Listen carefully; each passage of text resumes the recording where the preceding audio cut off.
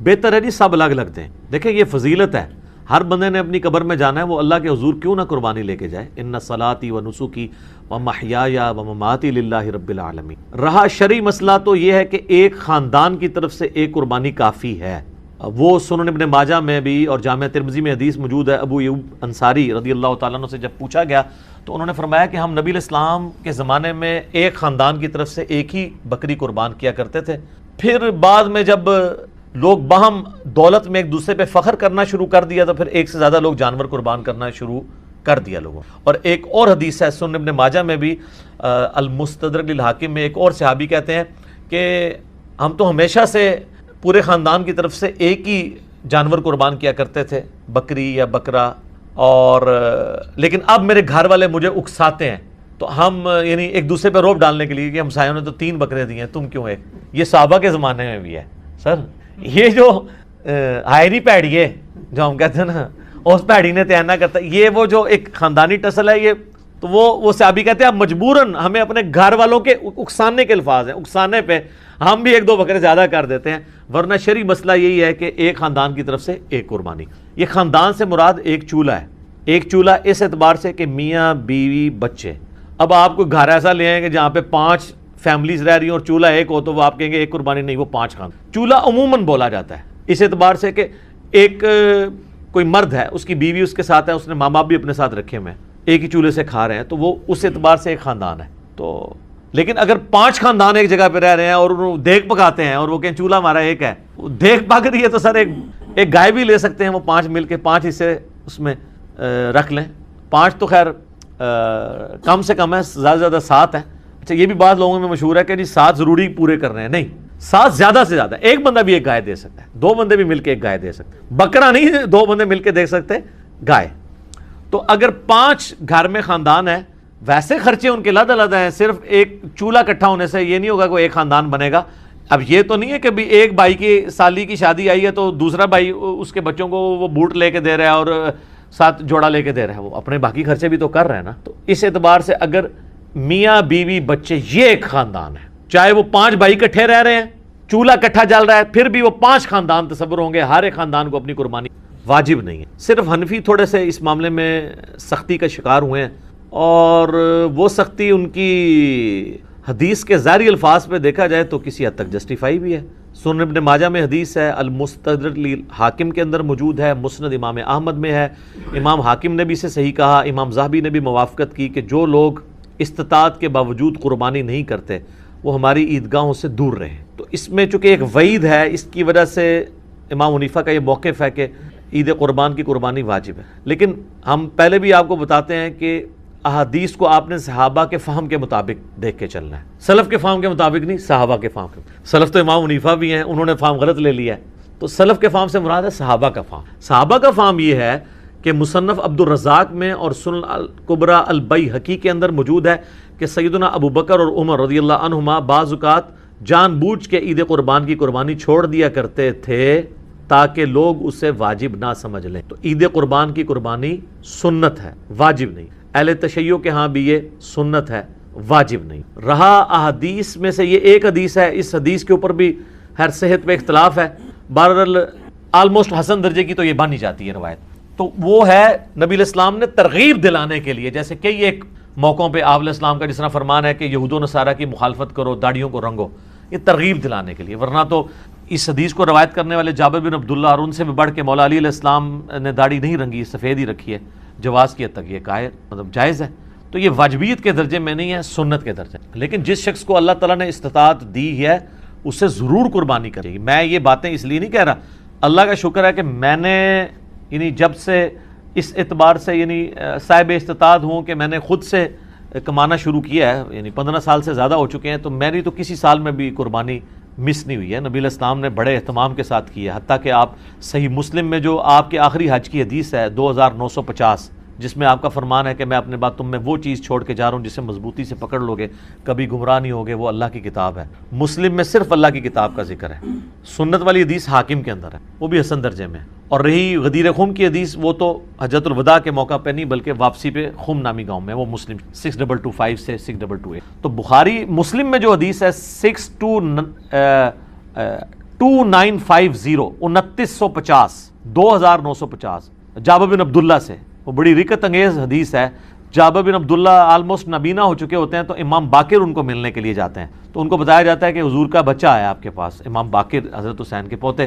تو وہ ان کو اپنے پاس بٹھاتے ہیں. تو حضرت امام باقر اس حدیث کو روایت کرتے ہیں, اور امام باقر سے امام جعفر صادق نے بیان کیا ہے, اور 2 واسطوں سے امام مسلم نے لی ہے. تو امام باقر کہتے ہیں کہ جابر بن عبداللہ میرے یہ سامنے کے بٹن کھولتے ہیں اور میرے سینے پہ یوں ہاتھ رکھتے ہیں اور کہتے ہیں تم میرے نبی کے بیٹے ہو, تم مجھ سے جو پوچھنا چاہتے ہو پوچھو. تو وہ کہتے ہیں میں آپ سے پوچھنے آیا ہوں کہ نبی علیہ السلام نے حج کس طرح کیا تھا. تو وہ حج کی آلموسٹ 7-8 صفحوں پہ لمبی حدیث ہے. مسلم شریف میں 2950 اور مشکات میں دوسری جلد میں حج کے چیپٹر میں پہلی حدیث یہ ہے نبی علیہ السلام کے حج پہ. یہ امام باقر نے روایت کی ہے, ان سے امام جعفر نے سنی ہے, اور پھر بعد میں 2 واسطوں سے امام مسلم نے لی ہے. اس میں الفاظ ہیں کہ یمن سے نبی علیہ السلام نے 100 اونٹ منگوائے حجۃ الوداع کے موقع پر. 63 اونٹ آپ نے اپنے مبارک ہاتھوں سے نہر کیے ایک حج کے موقع پہ. 63 اونٹ, اور یہ حضور اپنی طرف سے کر رہے ہیں, اور باقی 37 جو ہیں وہ مولا علی کو کہا کہ تم نے کرنے ہیں. تو 63 میں اشارہ تھا کہ آپ کی چونکہ زندگی مبارک کے 63 سال ہیں, آپ نے پورے سال ایک سال کی قربانی ایک ہی دفعہ کی ہے. اور اس کے بعد جابر بن عبداللہ کہتے ہیں کہ جب وہ 100 کے 100 اونٹ نہر ہو گئے تو نبی علیہ السلام نے حکم دیا کہ ہر اونٹ میں سے ایک ایک بوٹی لی جائے, اور وہ ساری 100 کی 100 بوٹیاں ایک دیگ میں ڈال کے پکائی گئیں, ہر ایک جانور سے ایک بوٹی لے کے. اور پھر جابر بن عبداللہ کہتے ہیں کہ مولا علی نے اور نبی علیہ السلام نے ایک دسترخوان پہ بیٹھ کے تناول فرمایا. تو وہ پوری کی پوری حدیث جو ہے نا بڑی رکت انگیز ہے پڑھنے والی, نبی علیہ السلام کے آخری حج کا بیان, حجۃ الوداع. تو اس سے بھی یہ یعنی بات پتہ چلی کہ نبی علیہ السلام نے اس سنت کا بڑا اہتمام کیا. لہٰذا اس چکروں میں تو پڑھنا ہی نہیں چاہیے کہ جناب واجب ہے یا سنت ہے. بھائی سنت ہے کریں گے. البتہ یہ ٹیکنیکل بحثیں اس لیے کی جاتی ہیں جب حنفیوں کی طرف سے زیادہ ایمفسائز کیا جاتا ہے اس مسئلے کے اوپر, اور بلکہ وہ تو ایک اور سٹیپ آگے چلے جاتے ہیں. وہ کہتے ہیں گھر میں جتنے لوگ الگ سے بھی صاحب استطاعت ہیں, کسی بیوی کے پاس سونا ہے تو وہ علادہ سے اپنی قربانی کرے گی, فلاں کرے گی, اور وہ بہت آگے چلے جاتے ہیں. اس لیے پھر یہ بحثیں جو ہے نا وہ سٹارٹ ہو جاتی ہیں. تو یہ سنت ہی ہے, واجب نہیں ہے, لیکن سنت مؤکدہ ہے, سنت دائمہ, متواتر اور مسلسل بھی ہے. ٹھیک ہو گیا, جزاک اللہ. علی بھی اگلا سوال ہے, قربانی کے لیے صاحب استطاعت ہونے کے اعتبار سے نصاب کیا ہوتا ہے؟ نصاب کے اوپر جی اتفاق ہے, صاحب نصاب وہ ہے جس میں قربانی کی استطاعت موجود. اس کا زکوٰۃ کے نصاب کے ساتھ 52.5 تولے چاندی یا 7.5 تولے سونے کے ساتھ کوئی تعلق نہیں. ایک غریب آدمی ہے, قربانی کے دنوں میں اس کے پاس مال آ جاتا ہے, تو وہ قربانی کے اعتبار سے صاحب استطاعت ہے, وہ قربانی کر سکتا ہے. کر سکتا ہے لفظ میں اس لیے بول رہا ہوں چونکہ واجب نہیں ہے. میں یہ نہیں کہوں گا کہ وہ ضرور کرے, پھر تو واجبیت ہو جائے گی نا. تو میں نے آپ کو پہلے اس پہ بحث کر چکا ہوں. تو وہ صاحب استطاعت ہے, ضرور کرے. جہاں ہم اتنے اور خرچے کرتے ہیں تو قربانی کیوں نہ کریں. تو اس کے لیے آپ کے پاس قربانی کا خرچہ ہونا ضرور. اب قربانی کا خرچہ بھی ظاہر ہے, اگر آپ اونٹ قربان کر رہے ہیں وہ تو 1.5-2 لاکھ روپے کا, اگر حصہ بھی ڈالتے ہیں تو آلموسٹ آج کل 18 سے 20 ہزار ہے, گائے کا 13 سے 15 ہزار ہے, اور بکرا لیں گے تو کم از کم بھی کوئی بہت بھی چھوٹے سے چھوٹا بھی دوندا بکرا ملا آپ کو تو 25 ہزار سے کم تو نہیں ملنا. اللہ ہے کہ بہت آپ انٹیریئر پنجاب میں کہیں جنوبی پنجاب چلے جائیں تو پھر بھی 20-25 ہزار کا تو بکرا چاہیے. تو اتنی رقم آپ کے پاس اگر رقم آ جاتی ہے تو بجائے اس کو اور معاملات میں خرچ کرنے کے اور جا کے ایک کوئی LED سکرین کو 50 انچ کی اٹھا کے لے آئیں آپ گھر میں, پہلے بھی ہو 32 والی, وہ چھوٹی لگ رہی ہو, پیسے آ جائیں, کمیٹی نکلے تو یہ چیزیں چھوٹی لگنی شروع ہو جاتی ہیں. تو اس کی بجائے قربانی کریں آپ. کیوں ان معاملات کے اوپر پیسے ضائع کرتے ہیں, پیسے ان کاموں میں ڈالیں. ٹھیک ہو گیا, جزاک اللہ. علی بھی اگلا سوال ہے, اگر ایک خاندان میں ایک سے زیادہ لوگ مالی طور پر استطاعت رکھتے ہوں تو سب لوگوں کو الگ الگ قربانی دینا ہوگی, یا ایک خاندان کی جانب سے ایک قربانی کر دینا ہی کافی ہے؟ بہتر ہے جی سب الگ الگ دیں. دیکھیں یہ فضیلت ہے, ہر بندے نے اپنی قبر میں جانا ہے, وہ اللہ کے حضور کیوں نہ قربانی لے کے جائے. ان صلاتی و نسکی و محیایا و مماتی للہ رب العالمین. رہا شرعی مسئلہ تو یہ ہے کہ ایک خاندان کی طرف سے ایک قربانی کافی ہے. وہ سنن ابن ماجہ میں بھی اور جامع ترمذی میں حدیث موجود ہے. ابو ایوب انصاری رضی اللہ تعالیٰ عنہ سے جب پوچھا گیا تو انہوں نے فرمایا کہ ہم نبی علیہ السلام کے زمانے میں ایک خاندان کی طرف سے ایک ہی بکری قربان کیا کرتے تھے. پھر بعد میں جب لوگ باہم دولت میں ایک دوسرے پہ فخر کرنا شروع کر دیا تو پھر ایک سے زیادہ لوگ جانور قربان کرنا شروع کر دیا لوگوں. اور ایک اور حدیث ہے سنن ابن ماجہ میں بھی, المستدرک للحاکم میں, ایک اور صحابی کہتے ہیں کہ ہم تو ہمیشہ سے پورے خاندان کی طرف سے ایک ہی جانور قربان کیا کرتے تھے, بکری یا بکرا, اور لیکن اب میرے گھر والے مجھے اکساتے ہیں تو ہم یعنی ایک دوسرے پہ روب ڈالنے کے لیے کہ ہمسایوں نے تو 3 بکرے دیے ہیں تم کیوں ایک. یہ صحابہ کے زمانے میں بھی ہے سر. یہ جو ہائری پیڑی ہے جو ہم کہتے ہیں نا اس پیڑی نے تیانہ کرتا ہے, یہ وہ جو ایک خاندانی ٹسل ہے, یہ تو وہ صحابی کہتے ہیں اب مجبوراً ہمیں اپنے گھر والوں کے اکسانے کے الفاظ ہیں, اکسانے پہ ہم بھی 1-2 بکرے زیادہ کر دیتے ہیں, ورنہ شرعی مسئلہ یہی ہے کہ ایک خاندان کی طرف سے ایک قربانی. یہ خاندان سے مراد ایک چولہا ہے, ایک چولہا اس اعتبار سے کہ میاں بیوی بچے. اب آپ کو گھر ایسا لے آئیں کہ جہاں پہ 5 فیملیز رہ رہی ہیں اور چولہا ایک ہو تو وہ آپ کہیں گے ایک قربانی نہیں, وہ 5 خاندان. چولہا عموماً بولا جاتا ہے اس اعتبار سے کہ ایک کوئی مرد ہے, اس کی بیوی اس کے ساتھ ہے, اس نے ماں باپ بھی اپنے ساتھ رکھے ہوئے ہیں, ایک ہی چولہے سے کھا رہے ہیں, تو وہ اس اعتبار سے ایک خاندان ہے. تو لیکن اگر 5 خاندان ایک جگہ پہ رہ رہے ہیں اور دیکھ پکاتے ہیں اور وہ کہیں چولہا ہمارا ایک ہے, دیکھ پک رہی ہے, تو سر ایک گائے بھی لے سکتے ہیں وہ 5 مل کے 5 حصے اس میں رکھ لیں. 5 تو خیر کم سے کم ہے, زیادہ سے زیادہ 7 ہے. اچھا یہ بھی بعض لوگوں میں مشہور ہے کہ جی 7 ضروری پورے کر رہے ہیں, نہیں, 7 زیادہ سے زیادہ. ایک بندہ بھی ایک گائے دے سکتا ہے, 2 بندے بھی مل کے ایک گائے دے سکتے ہیں, بکرا نہیں 2 بندے مل کے دے سکتے گائے. تو اگر 5 گھر میں خاندان ہے, ویسے خرچے ان کے علیحدہ علیحدہ ہیں, صرف ایک چولہا اکٹھا ہونے سے یہ نہیں ہوگا کہ ایک خاندان بنے گا.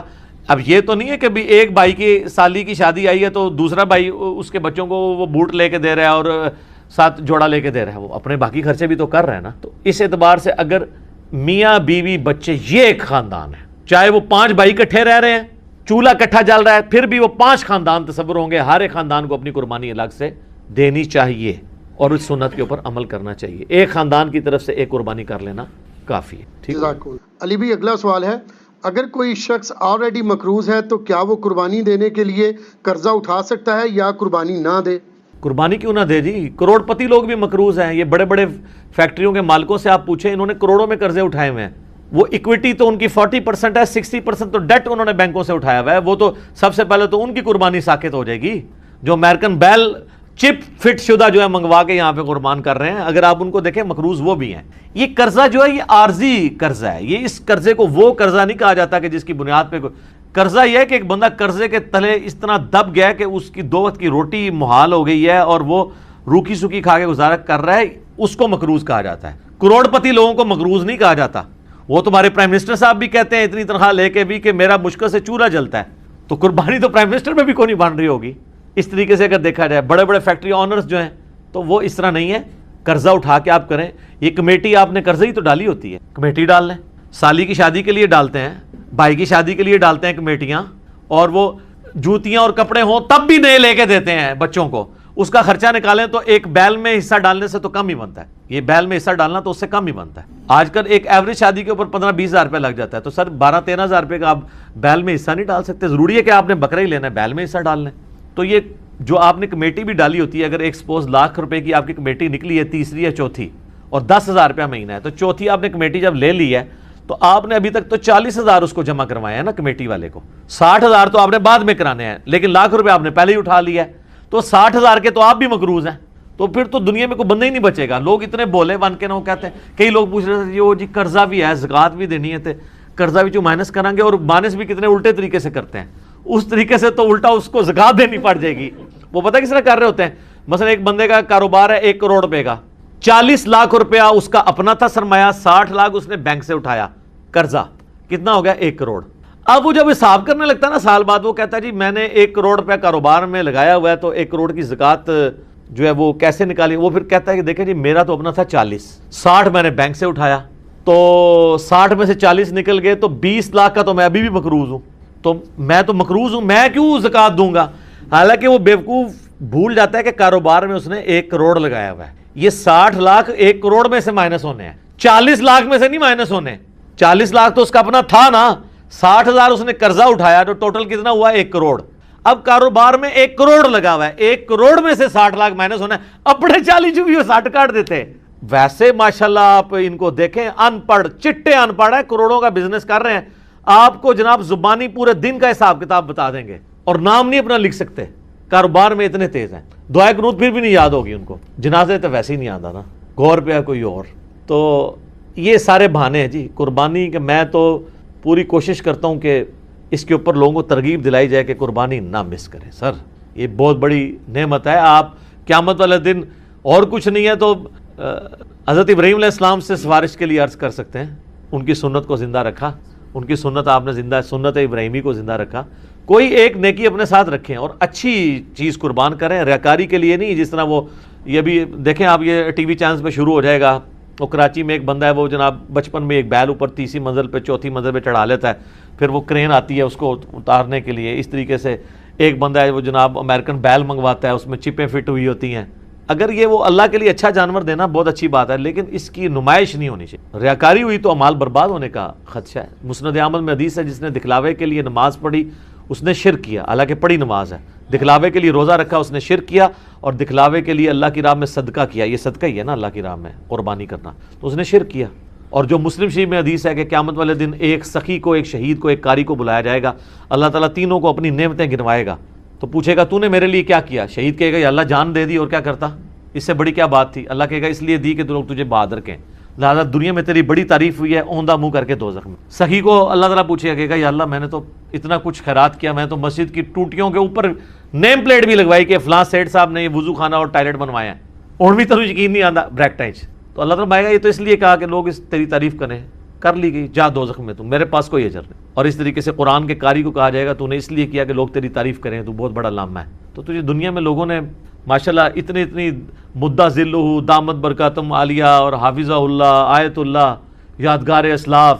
یادگار اسلاف نہ لکھا کرو، مطلب پتا کیا ہے کہ جڈا بڑا فراڈیا ہے نا، یہ اسلاف بھی ایڈے بڑے فراڈیے سن، یہ انہوں نے یاد ہی تازہ کر رہے ہیں نا. یہ تو اتنا خطرناک جملہ ہے نا لکھا کرو. میرا دماغ ہوئے پاسے ٹر جاتا ہے کہ یار یہ یادگار اسلاف اگر یہ ہے تو یہ مطلب ہے جو میں سوچتا ہوں کہ پچھلے بھی یہی کچھ کرتے رہے ہیں اور یہ انہی کی یاد تازہ کر رہا ہے، تو یہ مطلب یہ انہی کی جائز روحانی اولاد ہے. یادگار اسلاف نہ لکھا کرو اگر اسلاف کو آپ نے بچانا ہے تو. اور یہ باتیں کرنا صرف آسان ہے، دین کے اوپر چلنا بڑا مشکل کام. تو جناب قرضہ اٹھانا پڑتا ہے تو کوئی مسئلہ نہیں، قرضہ کیا آپ کو سب مر چلیں، قرضہ اٹھا کمیٹی ڈال لیں، پلان کریں قربانی کے لیے. اگر آپ نے ہر مہینے میں بھی 1000 روپے علیحدہ کیا ہو نا، سال بعد 12,000 روپے بن جاتا ہے، آپ ایک حصہ ڈال ہی سکتے. تو اس کو جس طرح باقی خرچے رکھے ہوئے ہیں نا، بچوں کی فیس، بچوں کی فیسیں آج کل 2000 سے تو سٹارٹ ہو رہی ہے ایک عام نارمل سکول کے اندر، تو 24,000 روپے تو آپ بچوں کی فیس بھی سال کی دے رہے ہیں. کرونا کی وجہ سے پھر بھی حیا نہیں آئی ہے اسکول والوں کو کہ پیسے ہی کچھ کم کر دیں، فیسیں آپ سے پوری لے رہے ہیں.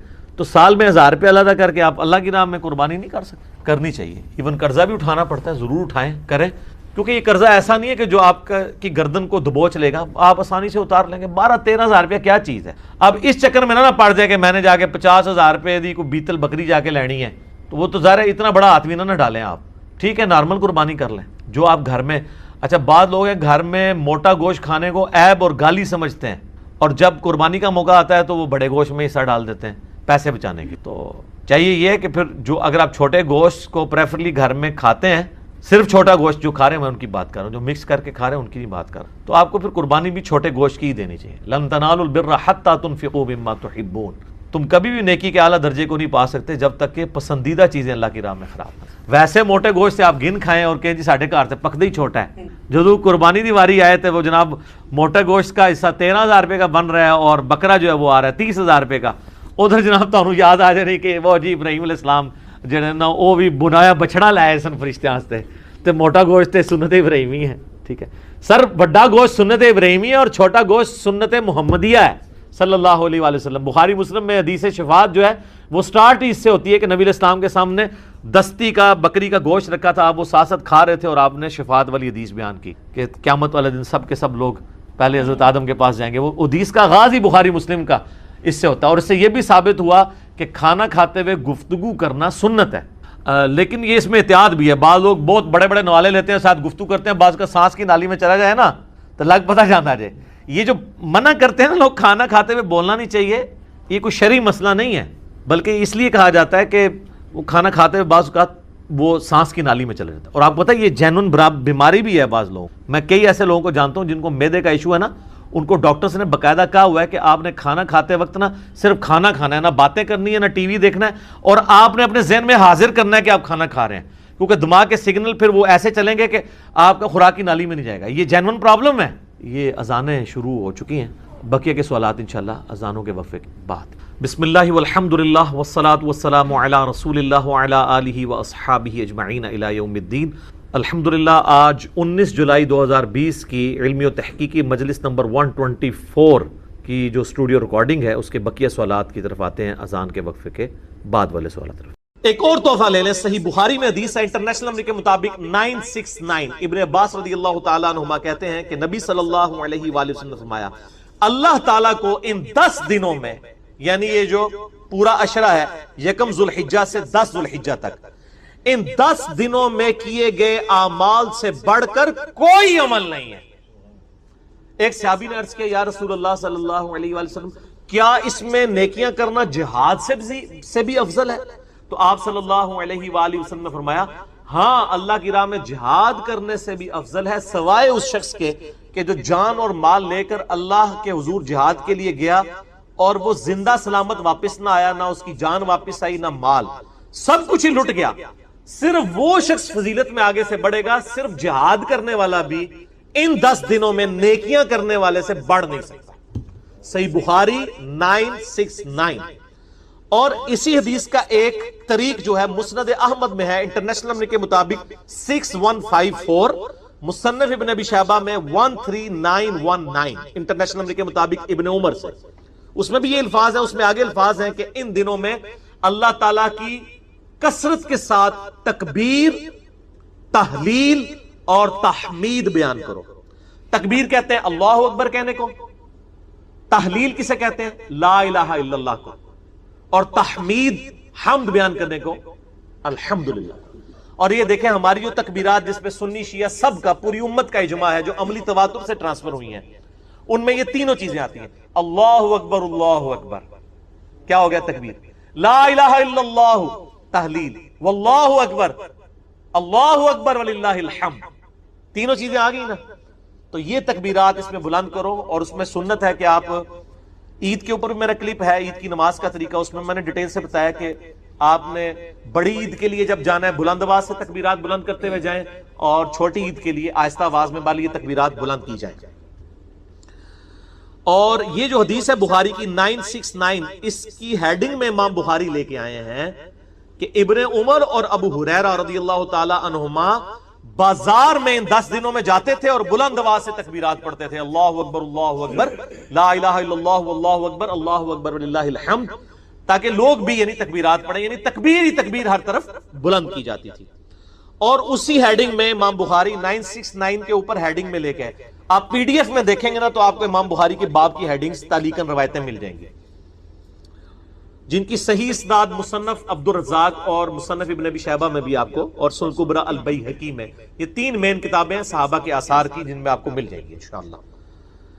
تو امام بخاری لے کے آئے کہ امام محمد بن علی بن حسین، یہ نام ہے امام باقر کا جو امام جعفر کے والد تھے، امام محمد بن علی بن حسین بن علی۔ امام باقر کے بارے میں المتوفا 114 ہجری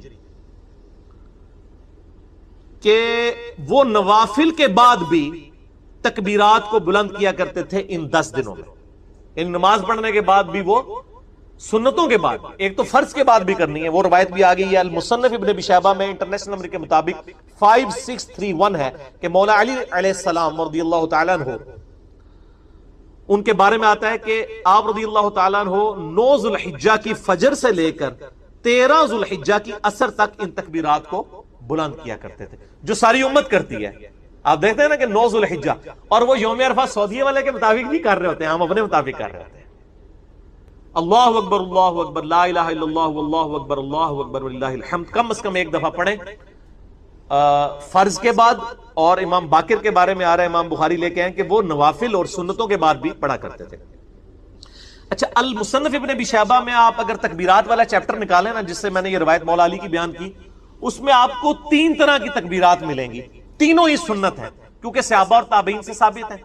ایک تکبیر آپ کو یہ ملے گی کہ صحابہ کرام تکبیر بلند کرتے تھے، اللہ اکبر اللہ اکبر اللہ اکبر، صرف یہ بھی تکبیر بلند کر سکتے ہیں، یہ بھی عید کی تکبیرات ہیں۔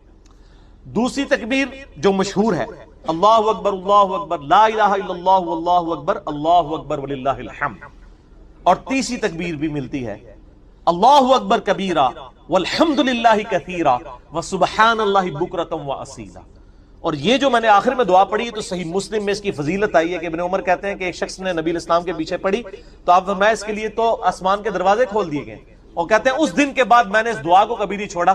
تو وہ ثنا کے طور پہ پڑھنا بھی اسے سنت ہے, یعنی سبحانک اللہم و بحمدک جو ہم پڑھتے ہیں نا, اس کی جگہ بھی یہ پڑھ سکتے ہیں اللہ اکبر کبیرہ والحمدللہ کثیرہ وسبحان اللہ بکرۃ واصیلا.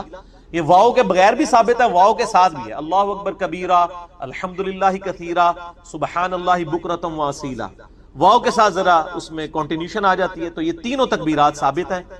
آپ کوئی سی تکبیر بھی بلند کریں وہ تکبیر ہی شمار ہوگی, اللہ تعالیٰ کی بڑائی کا بیان ہوگا.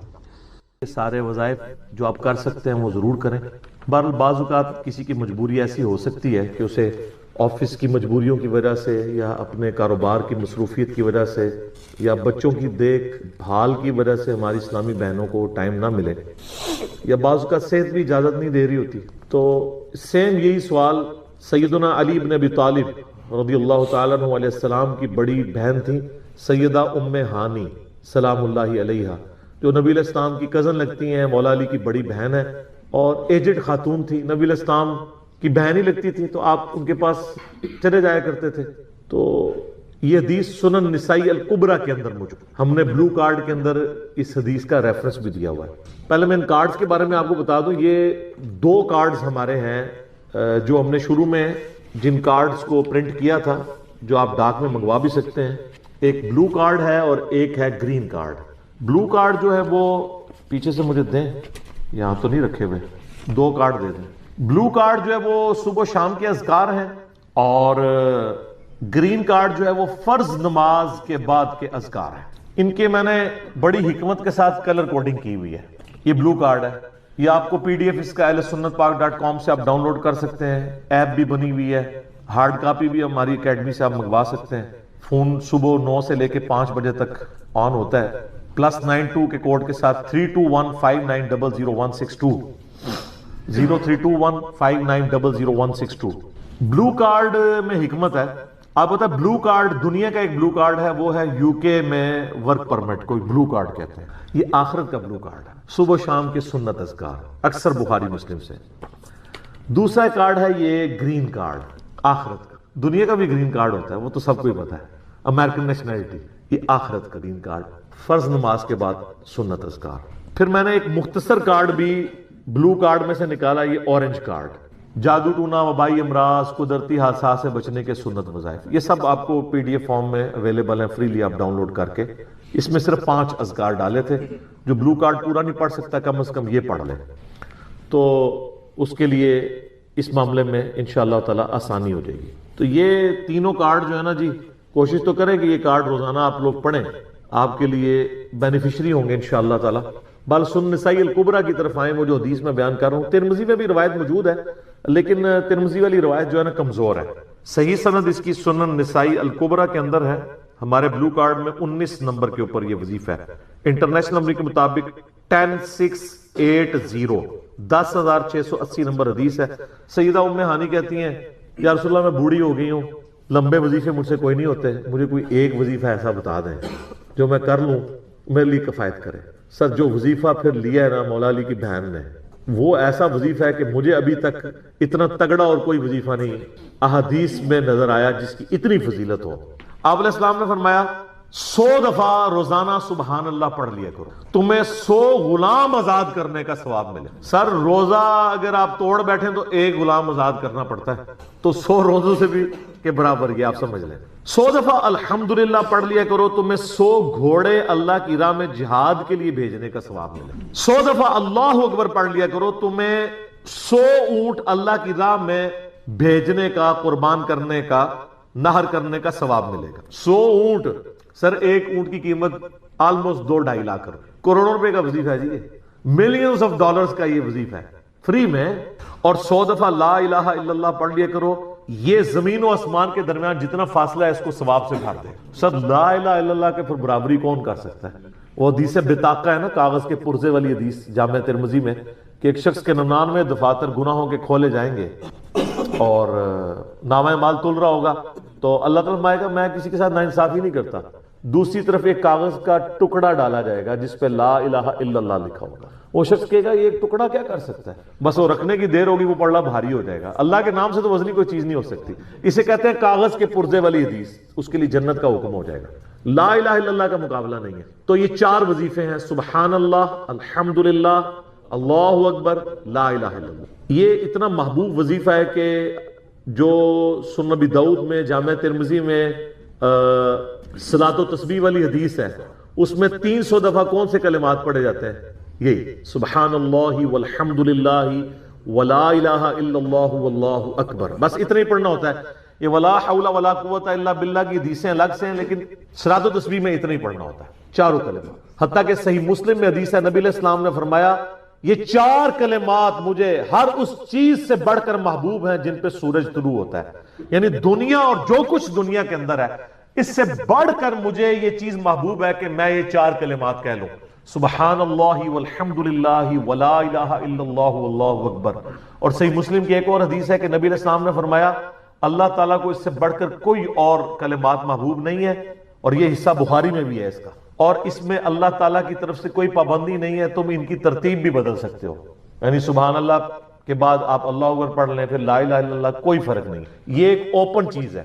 آپ یوں بھی کر سکتے ہیں کہ پہلے 100 دفعہ پڑھ لیں سبحان اللہ سبحان اللہ سبحان اللہ، الحمدللہ الحمدللہ الحمدللہ، اللہ اکبر، کیونکہ را کو پھر لام سے ملائیں گے، اللہ اکبر اللہ اکبر اللہ اکبر، لا الہ الا اللہ لا الہ الا اللہ لا الہ الا اللہ. اور یوں بھی پڑھ سکتے ہیں، وہ زیادہ بہتر ہے، سبحان اللہ والحمدللہ ولا الہ الا اللہ واللہ اکبر.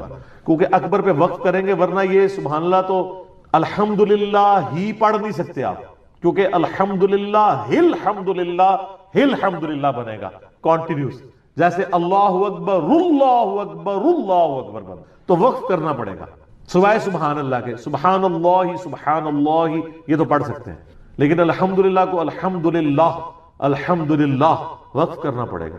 اللہ اکبر اگر ملائیں گے تو اللہ اکبر را کو لام سے، تو اس کی بجائے اتنی مشکل میں نہ پڑھیں، سبحان اللہ والحمدللہ ولا الہ الا اللہ واللہ اکبر. ایک تسبیح پڑھ لیں، 4 وظیفے 100 دفعہ ہو جائیں گے، کیونکہ نبی علیہ السلام نے اجازت دے دی ہے نا، آگے پیچھے دائیں میں کچھ بھی کر سکتے ہو. اور یہ ترتیب تو صلاۃ و تسبیح میں موجود ہے، نبی علیہ السلام نے کلمات پڑھے بھی ہیں. آپ کو پتہ ہے تبلیغی جماعت والے 3 وظیفے بتاتے ہیں، ویسے بڑی سمجھداری سے ہی کسی نے وہ ڈیوائز کیے ہوئے ہیں. 100 دفعہ وہ یہ بتاتے ہیں سبحان اللہ والحمدللہ ولا الہ الا اللہ واللہ اکبر. وہ ساتھ وہ بھی بتاتے ہیں ولا حول ولا قوت الا باللہ، وہ بھی پڑھ سکتے ہیں. وہ بھی صحیح بخاری میں رات کو اٹھتے وقت کی دعا ہے، ہل علی العظیم تک بھی پڑھ سکتے ہیں، وہ ابن ماجہ میں موجود ہے. میرا ایک یوٹیوب پہ کلپ ہے 6 کلموں کا ثبوت، تو میں نے بتایا 4 کلمے ثابت ہیں، 2 مولویوں کے لکھے ہوئے ہیں آخری والے جو ہیں. تو بلکہ وہ میرا بیٹا تو وہ اس کے وہ کورس میں آیا تو اس نے 2 یاد ہی نہیں کیے، تو اس کو ماں کہہ رہی یاد کرو، کہتی ثابت، وہ کہتا ثابت ہی نہیں ہے تو کیوں ساری یاد کریں. ہم ریکویسٹ کریں گے، ہمارے پاس بھی وہ کورس اسلامیات کا جو ہے نا اس کو ریویو کرنے کے لیے بھیجا ہوا ہے ہماری اکیڈمی میں انہوں نے، تو ہم اس میں ان کو ریکویسٹ کریں گے کہ یہ آخری 2 کلمے نکال دیں، پہلے 4 کلمے ثابت ہیں. وہ تو ثابت ہی نہیں ہے، تو خام خواہ لوگوں کو آپ رٹا رہے ہیں. الٹا جن لوگوں کی شادی ہونے والی ہوتی ہے وہ بیچارے ٹینشن میں پڑے ہوتے ہیں 6 کلمے یاد کرنے کے، حالانکہ کلمے کے ساتھ کوئی تعلق ہی نہیں اس کے. تو یہ جو صلاۃ و تسبیح کے اندر بھی پڑھا جاتا ہے، لیکن اس میں لا حول ولا قوت الا باللہ نہیں. وہ تو لادہ سے بخاری مسلم میں حدیث ہے کہ جنت کے خزانوں میں سے ایک خزانہ ہے لا حول ولا قوت الا باللہ. تو آپ پڑھنا چاہتے ہیں ضرور پڑھیں، اس میں وظیفے کے طور پہ آپ پوری تسبیح اس کی پڑھ لیں بے شک. تو تبلیغ جماعت والے یہ بتاتے ہیں 100 دفعہ درود شریف بتاتے ہیں اور 100 دفعہ استغفار بتاتے ہیں. تو بہت انٹلیکچوئل چیز ہے. یہ وظیفہ اتنا کمال ہے کہ آپ کے ہر فرض نماز کے بعد یہ وظیفہ نبی علیہ السلام نے مشروع کیا ہے. مسلم شریف میں حدیث ہے ہر فرض نماز کے بعد یہ وظیفہ پڑھنے والا کبھی نامراد نہیں جاتا. 33 دفعہ سبحان اللہ، 33 دفعہ الحمدللہ اور 34 دفعہ اللہ اکبر. اور ایک حدیث میں ہے مسلم شریف کی کہ جو پڑھے 33 دفعہ سبحان اللہ، 33 دفعہ الحمدللہ، 33 دفعہ اللہ اکبر اور 100 کا عدد پورا کرنے کے لیے پڑھ لے لا الہ الا اللہ وحدہ لا شریک لہ لہ الملک ولہ الحمد وہو علی کل شیء قدیر. 100 کا عدد اس سے بھی پورا کر سکتے ہیں اور 100 کا عدد اللہ اکبر کہہ کے بھی پورا کر سکتے ہیں، تو اس کے سارے گناہ معاف کر دیے جائیں گے، اگرچہ سمندر کی جھاگ کے برابر ہی کیوں نہ ہو. لیکن وہ صغیرہ گناہ، کبیرہ گناہ صرف توبہ سے معاف ہوتے ہیں. وہ صحیح مسلم میں حدیث ہے کہ اگر بڑے گناہوں سے بچا جائے تو ایک جمعے سے دوسرا جمعہ، ایک رمضان سے دوسرا رمضان اور ایک نماز سے دوسری نماز درمیان کے گناہوں کا کفارہ بن جائے گی. لیکن جو نماز ہی نہیں پڑھتا تو جمعہ پڑھتا رہے تو وہ تو بڑے گناہوں سے نہیں بچا ہوا نا. مسلم شریف میں حدیث ہے بندے کے کفر اور اسلام کے درمیان فرق نماز ہے. یہ نہ ہو کہ ایک رمضان پڑھ لے، اگر رمضان کے بیچ چلے سارے، نہیں نہ، اس طرح نہیں ہوگا۔ تو یہ وظیفہ اتنا کمال ہے، بخاری مسلم دونوں میں حدیث ہے، کچھ غریب صحابہ حضور کے پاس ہے، یا رسول اللہ ہر مقابلے میں ہم برابری کر لیتے ہیں امیر اصحاب کی، وہ روزے رکھتے ہیں ہم بھی روزے رکھ لیتے ہیں، وہ نمازیں پڑھتے ہیں ہم بھی نمازیں پڑھ لیتے ہیں، وہ جہاد کرتے ہیں ہم بھی جہاد کر لیتے ہیں، ایک معاملے میں آ کے ہم مارے جاتے ہیں، قرآن میں بار بار ہے اللہ کی راہ میں خرچ کرو، ہم تو خود ہی غریب ہیں، تو آپ ہمیں کوئی اس کا حل تجویز کریں۔ تو آپ فرمایا میں تمہیں ایک ایسی چیز بتاتا ہوں کہ تم ان کی برابری کر لو گے، تم ہر فرض نماز کے بعد 33 دفعہ سبحان اللہ، 33 دفعہ الحمدللہ، 34 دفعہ اللہ اکبر پڑھ لیا کرو۔ یہ بخاری مسلم دونوں میں۔ کچھ دنوں کے بعد پھر وہ حاضر ہوئے، یا رسول اللہ وہ تو امیر صحابہ کو بھی پتہ چل گیا، وہ بھی یہی کچھ پڑھ رہے ہیں، اب ہم کیا کریں؟ تو اسی تک لو جناب، تو اسی گرین کارڈ دے تے بلو کارڈ دے چکر پہ ہو، دنیا دے آخرت کے نہیں۔ صحابہ کرام آخرت کے بلو اور گرین کارڈ کی بات کرتے۔ تو نبی علیہ السلام مسکرائے، آپ نے فرمایا ذالک فضل اللہ یؤتی من یشاء، یہ اللہ کا فضل ہے، میں تو اللہ کا فضل نہیں روک سکتا، ٹھیک ہے نا۔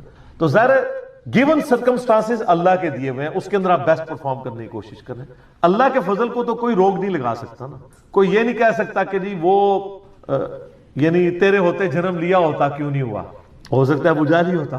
تو جس حال میں اللہ نے رکھا ہے اسی کو آپ بہتر سمجھیں۔ تو اس طرح کی کئی احادیث ہیں جو ان وظیفوں کو سپورٹ۔ اچھا، مسلم شریف میں ایک حدیث میں یہ بھی آیا کہ 10 دفعہ سبحان اللہ، 10 دفعہ الحمدللہ اور 10 دفعہ اللہ اکبر۔ اگر کسی کے پاس ٹائم تھوڑا ہے نا تو فرض نماز کے بعد یہ بھی پڑھ سکتے، 10 دفعہ بھی وظیفہ یہ والا کیا جا سکتا۔ ایک بڑی دقت انگیز حدیث، ہمارے یوسف بھائی نے اس پہ کلپ بھی بنایا ہے، صفین کی راتوں میں، بخاری مسلم دونوں میں حدیث ہے۔ مولا علی علیہ السلام خود روایت کر رہے ہیں، وہ کہتے ہیں کہ نبی علیہ السلام کو جب اللہ نے کشادگی دی، کچھ غلام آپ کو گفٹ ملے، تو میں نے فاطمہ سے کہا کہ تم پورا دن گھر کی صفائی کرتی ہو، چکی چلاتی ہو، اس کی وجہ سے ان کے ہاتھ پہ بھی نشان بن گئے تھے، اس طریقے سے سامان اٹھا کے لاتی تھیں تو وہ رسی کے نشان یہاں پڑے ہوئے تھے۔ تو نبی علیہ السلام سے جا کے جو ہے وہ ایک غلام ڈیمانڈ کر لیتے ہیں جو ہمیں ذرا ہیلپ آؤٹ کر دے گا، جب سب کو مل رہا ہے تو ہمیں بھی مل جائے گا۔ تو سیدہ فاطمہ حاضر ہوئی، یہ حدیث بخاری میں بھی ہے مسلم میں بھی۔ تو حضور علیہ السلام کے پاس گئیں، بات نہیں کرتی، طبیعت میں تربیت کس کی تھی سر، بولڈنس نہیں تھی وہ والی، حالانکہ باپ ہے اور حضور کو پتا تھا اپنی بچی کی عادت، تو وہ گئیں، بات نہیں کر سکی، واپس چلی گئی۔ تو حضور علیہ السلام محفل برخاست ہوئی، آپ خود آ گئے۔ سر وہ حدیث کمال ہے، مولا علی کہتے ہیں میں اور فاطمہ ایک چادر میں لیٹے ہوئے تھے اور نبی علیہ السلام ہمارے گھر میں آئے اور پاؤں کی جانب سے نبی علیہ السلام ہمارے بستر میں داخل ہوئے، حتیٰ کہ آپ کے پاؤں کی ٹھنڈک ہم نے اپنے سینے پہ محسوس کی۔ یعنی حضور علیہ السلام نے پاؤں کی جانب سے اپنے پاؤں انٹر کیے اور وہ پاؤں سیدہ فاطمہ اور مولا علی کے سینے تک پہنچ گئے، تو انہوں نے ان کو سینے سے لگا لیا۔ سر یہ فرینکنس کسی صحابی کو نصیب ہو سکتی؟ تو آپ نے فرمایا وہ فاطمہ تم آئی تھی، کوئی کام تھا؟ سیدہ فاطمہ سے پھر بھی بات نہیں نکلی۔ تو حضرت علی کہتے ہیں میں نے نا پھر کہا یا رسول اللہ وہ میں نہیں بھیجا تھا، پورا دن کام کرتی ہے۔ آپ کی بیوی کہتی ہیں ہماری کوئی ذمہ داری نہیں ہے، یہ بھی تو بیوی تھی نا۔ بخاری مسلم میں حدیث ہے جنتی عورتوں کی سردار ہے فاطمہ سلام اللہ علیہا۔ تو میں نے غلام کے لیے عرض کیا تھا یہ تھک جاتی ہے ہمیں ہیلپ آؤٹ کر دے گا۔ آپ علیہ السلام فرمایا میں تمہیں سے بہتر نہ چیز عطا کروں کہ یا رسول اللہ عطا کرے۔ یعنی آپ لوگ تو سمجھ رہے ہوں گے کہ غلام مانگا ہے تو شاید ایک گھوڑا بھی ساتھ گفٹ مل جائے گا۔ ان کا جب رات کو بسترے پہ جانے لگو نا تو 33 دفعہ سبحان اللہ، 33 دفعہ الحمدللہ اور 34 دفعہ اللہ اکبر پڑھ لیا کرو، یہ تمہارے لیے اس غلام سے بھی بہتر ہے، یعنی سارے دن کی تھکاوٹ اتر جائے گی۔ سر یہ بہت بہترین وظیفہ ہے۔ تو اچھا یہ حدیث مولا علی پوری زندگی سنایا کرتے تھے کیونکہ حضرت فاطمہ اور مولا علی کی ایک محبت بڑی مثالی تھی۔ پھر لوگ بھی جو ہے نا وہ مولا علی سے پوچھا کرتے تھے وہ فاطمہ والی حدیث، تسبیح فاطمہ، اسے تسبیح فاطمہ اسی لیے کہا جاتا ہے۔ تو یہ حدیث جب بیان کی مولا علی نے تو آگے نے تابعین نے پوچھ لیا، بخاری مسلم دونوں میں ہے کہ حضرت علی کہتے ہیں کہ وہ دن ہے آج کا دن ہے، میں نے کبھی یہ وظیفہ چھوڑا نہیں ہے۔ سر استقامت تو خود مل جاتی ہے، جس کے بسترے میں جا کے نبی علیہ السلام وظیفہ سکھا رہے ہوں تو وہ پوری زندگی اس واقعے کو کبھی بھول سکتا ہے کہ مجھے خود آ کے میرے بسترے میں آ کے اور حتیٰ کہ آپ کے قدم مبارک میرے سینے سے لگے تھے، اس حال میں حضور نے مجھے یہ تحفہ دیا ہے، وہ تحفہ کوئی بھلا سکتا ہے؟ تو تابعی نے کہا کہ مولا علی سے کہا کہ کیا جنگ صفین کی راتوں میں بھی آپ یہ وظیفہ پڑھا کرتے تھے جب مسلمانوں پہ اتنا مشکل وقت تھا، آپ میدان جنگ میں تھے؟ آپ دیکھیں 30 سال کے بعد مولا علی کو تلوار دوبارہ اٹھانا پڑی اسلامی نظام کو بچانے کی۔ تو مولا نے کہا ہاں صفین کی راتوں میں بھی میں نے کبھی یہ وظیفہ نہیں چھوڑا. تو اس پہ وہ کلپ بنایا تھا صفین کی راتوں میں. یہ اتنا کمال کا وظیفہ. اللہ تعالیٰ ہمیں اس وظیفے پہ استقامت دے اور کچھ نہ کر سکیں یہ ضرور کیا کریں. بخاری مسلم میں حدیث ہے, عائشہ کہتی ہیں نبی علیہ السلام نے فرمایا کہ اللہ تعالیٰ کو سب سے بڑھ کر محبوب عمل وہ ہے جو مستقل مزاجی سے کیا جائے خواہ تھوڑا ہی کیوں نہ ہو, بنسبت اس عمل کے جو بہت زیادہ ہو لیکن مستقل مزاجی سے نہ ہو. ایک بندہ ایک دن 1000 دفعہ سبحان اللہ پڑھتا ہے, اگلے دن 10 دفعہ پڑھتا ہے, اس سے بہتر روزانہ ہی 10 دفعہ پڑھ لیں. تو یہ وظیفہ 100 دفعہ پڑھنے کے لیے کوئی زیادہ ٹائم ریکوائرڈ نہیں ہوتا. آپ روٹین میں ہیں, آپ پاس دونوں آپشن ہیں, الگ الگ کر کے پڑھ لیں تب بھی ٹھیک ہے, ایک ہی دفعہ میں پڑھ لیں سبحان اللہ والحمدللہ ولا الہ الا اللہ واللہ اکبر تب بھی درست ہے. اور فرض نماز کے بعد تو اور کوئی وظیفہ, ایک آیت الکرسی والا وظیفہ اور یہ تسبیح فاطمہ والا وظیفہ اور تکبیر بلند کرنا, استغفار پڑھنا, اللہم انت السلام منک السلام, سارے اذکار اس میں لکھے ہوئے. چند ایک وظائف تو ضرور پڑھیں اور اس میں یہ والا وظیفہ کبھی نہ چھوڑیں, یہ بہت ایکسٹرا آرڈنری. مغرب کی اذانیں شروع ہو چکی ہیں, بقیہ سوالات انشاءاللہ اذان مغرب کے وقفے کے بعد انشاءاللہ. جزاکم اللہ. جامعہ ترمذی میں اور مسند امام احمد میں صحیح سند کے ساتھ یہ حدیث موجود ہے کہ اللہ کے محبوب صلی اللہ علیہ وآلہ وسلم نے فرمایا کہ جو شخص قیامت کو اپنی آنکھوں سے دیکھنا چاہے تو وہ سورۃ التکویر پڑھ لے اور سورہ الانفطار پڑھ لے, یہ دونوں صورتیں آ جائیں گی, اور سورۃ الانشقاق پڑھ لے, وہ اس کے بعد آتی ہے سورۃ المطففین کے بعد. یہ 3 صورتیں ایسی ہیں کہ اگر کسی نے قیامت کو اپنی آنکھوں سے دیکھنا ہے, وہ یعنی ویڈیو فلم اس کی دیکھنی ہے قیامت کے دن کا نقشہ, تو ان 3 صورتوں کو پڑھ لیں. بڑی جاندار یہ صورتیں ہیں. اللہ کا نام لے کے شروع کرتے ہیں. اعوذ باللہ من الشیطان الرجیم, بسم اللہ الرحمن الرحیم. اذا الشمس کورت, وہ وقت یاد کرو جب سورج کو لپیٹ دیا جائے گا. وَإِذَا النُّجُومُ انْكَدَرَتْ, اور ستارے بکھر جائیں گے. میں نے پہلے بھی عرض کیا قیامت والے دن اللہ تعالیٰ نے گریویٹیشنل فورس کو ڈسٹرب کر دینا ہے, اور اس کا اینڈ رزلٹ یہ ہے کہ پھر گریوٹی اگر ڈسٹرب ہو جائے تو اس کائنات کے اندر جتنے اجرام فلکی ہیں, جتنے بھی سیٹلائٹس ہیں, یہ سب کے سب تباہ و برباد ہو جائیں گے. جتنے بھی سن ہے, جتنے بھی سورج ہیں, وہ تمام کے تمام اس کی وجہ سے ایک دوسرے میں مل کے ختم ہو جائیں گے. تو وہ وقت یاد کرو جب سورج کو لپیٹ دیا جائے اور ستارے بکھر جائیں. وَإِذَا الْجِبَالُ سُيِّرَتْ, اور پہاڑوں کو اکھیڑ دیا جائے. اس روئے ارض پہ سب سے مضبوط چیز جو ہے نا اللہ کی مخلوقات میں سے, وہ پہاڑ ہے. کوئی بھی جاندار یا ہماری لینگویج میں جو بے جان چیزیں ہیں, چاہے وہ درختوں کی فارم میں ہوں, جاندار چیزیں چاہے جانوروں کی فارم میں ہوں, کوئی بھی اتنی مضبوط نہیں ہے اپنی کنسٹرکشن کے اعتبار سے جتنے پہاڑ ہیں. بلکہ یہ پوری زمین کی ڈائنامک بیلنسنگ ان پہاڑوں کی وجہ سے. تو پہاڑ بھی گریوٹی کی وجہ سے ڈسٹرب ہو کے اون کی طرح بکھر رہے ہوں. جیسے روئی کے ریشے اڑتے ہیں نا جب اس کی دھنائی کی جاتی ہے, اس طرح یہ پہاڑ اس زمین کے اوپر تیر رہے ہوں گے. زمین بالکل فلیٹ کر دی جائے گی. اللہم اجرنا من النار, اللہم اجرنا من النار. وَإِذَا الْعِشَارُ عُطِّلَتْ, جب اونٹنیاں, ایسی اونٹنیاں جو کہ پریگننٹ ہوں اور ان کے بچے پیدا ہونے والے ہوں, وہ بھی بکھرتی ہوئی ہر طرف نظر آئیں. عرب کے لوگ اصل میں جو یہ اونٹنیاں تھی نا, جو پریگننٹ اونٹنیاں تھی, جس طرح آج کل ہمارے سب کانٹیننٹ کے معاشرے میں جب بھینس کا بچہ ہونے والا ہوتا ہے تو بڑی اس کو پروٹوکول سے, بڑی حفاظت سے اس کو رکھا جاتا ہے, کیونکہ آمدہ جتنی روزی ہے اسی سے وابستہ ہوتی ہے. تو عرب کے لوگوں میں اونٹ کی بڑی اہمیت تھی. اونٹ کے بغیر تو ان کی زندگی سمجھ لے کسی بھی راستے پہ, سفر پہ گزر نہیں سکتی تھی, کیونکہ اونٹ کو اللہ نے ایسی کوالٹیز دی ہیں جو دنیا میں اور کسی جانور کے پاس نہیں ہے. 1 مہینے تک بغیر پانی پیے وہ سفر کر سکتے. یہ کوالٹی تو کسی بھی جاندار کی نہیں ہے, وہ سٹور کر لیتا ہے پانی اپنے اندر. تو جب اونٹنی جو ہے وہ پریگننٹ ہوتی تھی, حاملہ ہوتی تھی, تو وہ بڑی اس کی حفاظت رکھتے تھے کہ اب اولاد ہوگی اس کی تو ہم نے اس کو آگے لے کے چلنا ہے.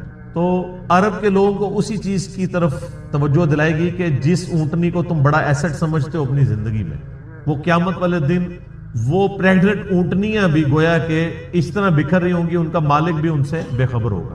اونٹنی کیا, سورہ الحج کے شروع میں آیا کہ جو ماں ہے وہ بھی اپنے بچے کو بھول جائے گی. ہر چیز, ہر انسان نشے کی حالت میں دکھائی دیتا ہوگا, حالانکہ وہ نشے میں نہیں ہوگا بلکہ اللہ کا عذاب شدید ہوگا. یہ سورۃ الحج کی شروع کی آیات ہے. میں نے سورۃ القیامہ میں بھی کور کی تھی, آج کراس ریفرنس کے طور پہ ان کو میں نے صرف کوٹ کر دیا, آپ خود پڑھ لیجئے گا. وَإِذَا الْوُحُوشُ حُشِرَتْ, جب سارے وحشی جانور بھی یکجا کر دیے جائیں گے. یعنی اللہ کا ایسا خوف ہوگا کہ وحشی جانور بھی سہمے میں ہوں گے. ورنہ آپ سوچ سکتے ہیں کہ بکری اور شیر ایک جگہ پہ جمع ہو اور شیر بکریوں پہ حملہ آور نہ ہو. یہ دوسرے وحشی جانور بھی آپ کو دیکھیں کہ آپس میں لڑتے ہیں. شیر اور چیتوں کی لڑائی ہو جاتی ہے, مگرمچھ اور شیروں کی لڑائی ہو جاتی ہے. یہ سارے لڑنے والے جنگلی جانور بھی قیامت والے دن ایک جگہ جمع ہوں گے, لیکن لڑ رہے نہیں ہوں گے. وہ ایسا خوف کی کیفیت ہوگی کہ وہ بھی ڈر کے مارے سہمے میں کھڑے ہوں.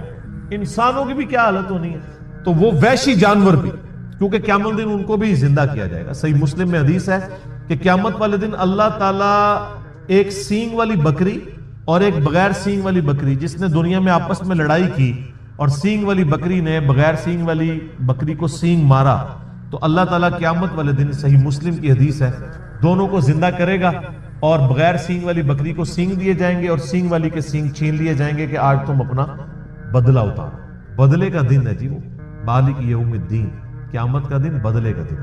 دنیا میں کسی بڑے سے بڑے بدماش کی بدماشی چل سکتی ہے, لیکن آخرت میں لمن الملک اليوم, آج کے دن کس کی بادشاہت ہے؟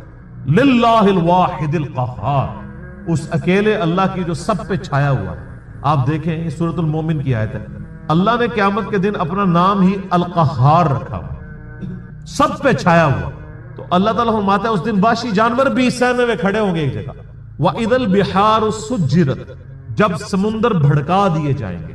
وَإِذَا دَكَّتِ الْأَرْضُ دَكًّا دَكًّا, آگے جا کے آئے گا نا, زمین کو کوٹ کوٹ کے برابر کر دیا جائے گا. یہ زمین کو فلیٹ کر دیا جائے گا, سارے پہاڑ اونچی نیچی چیزیں سب ختم کر دی جائے گی. تو ظاہر ہے اس کا اینڈ رزلٹ یہی نکلنا ہے کہ زمین کے اندر جو لاوا ہے وہ باہر آ جائے گا یا ایٹ لیسٹ اوپر آ جائے گا. تو یہ جو سمندر ہیں, آپ کو پتا ہے سمندروں کے نیچے بھی آتش فشاں ہیں. بعض اوقات سمندروں کے اندر آتش فشاں پھٹتے ہیں تو ایک نئے نئے جزیرے بھی نمودار ہو جاتے ہیں. اکثر ٹی وی پہ خبر بھی آتی ہے کہ فلاں سمندر میں, پیسیفک اوشن میں یا اٹلانٹک کے اندر ایک نیا جزیرہ نمودار ہوا ہے. وہ جزیرہ کیسے اوپر آتا ہے؟ نیچے وہ آتش فشاں جو ہے وہ اگلتا رہتا ہے لاوا, وہ سمندر کے پانی میں ٹھنڈا ہوتا رہتا ہے, وہ لاوا جمع ہو کے پورے کا پورا ایک نیا آئی لینڈ بن جاتا ہے. اور وہ آتش فشاں اتنے طاقتور ہیں کہ ان کی وجہ سے بعض اوقات جب پانی کے اندر ابال پیدا ہوتا ہے, جیسا کہ آپ کسی پانی کے برتن میں کوئی پتھر پھینکیں تو اس میں سے لہریں جنریٹ ہوتی ہیں نا, تو اسی طریقے سے سمندر کے اندر جب آتش فشاں پھٹتے ہیں نا تو اس کے جو بڑا بڑا لاوا نکلتا ہے وہ بڑے بڑے پتھروں کی فارم میں بن جاتا ہے. لیکن اس کی وجہ سے زمین کے اس لاوے کی وجہ سے سمندر کے اندر ویوز پیدا ہوتے ہیں, جیسا کہ باہر سے پتھر مارنے کی وجہ سے ہوتی ہیں. چاہے باہر سے پتھر مارا جائے چاہے اندر سے پتھر ہو, تو وہ ایک دفعہ ویوز تو نکلیں گی, اور وہی ویوز ہیں جو سونامی کی شکل میں. اور آپ جا کے ذرا یوٹیوب پہ ویڈیوز دیکھ لیں, ایک ایک سونامی آتا ہے تو لاکھوں لوگوں کی زندگی اور کروڑوں کی اور اربوں ڈالرز کی جو کنسٹرکشنز ہیں ان کو ختم کر دیتا ہے. تو قیامت والے دن بھی یہی ہونا ہے کہ وہ لاوا جب اگلا جائے گا تو یہ جو بڑے بڑے سمندر ہیں یہ سمجھیں کہ دیگیں بن جائیں گی, جیسے دیگ آپ آگ کے اوپر چڑھا دیں. اب یہ سارے سمندروں کے نیچے جب یہ آگ سلگ رہی ہوگی تو وہ نقشہ وَإِذَا الْبِحَارُ سُجِّرَتْ, جب سمندر بھڑکا دیے جائیں گے. ظاہر سمندر کے اندر آگ لگ جائے گی, کیسے؟ سمندروں کے نیچے وہ آتش فشاں کی دیگیں ہوگی تو یہ سمندر کے پانی بھی گرمائش کی وجہ سے ابل رہے ہیں. اللہم اجرنا من النار. سر انسان کی جائے پناہ کیا ہوگی؟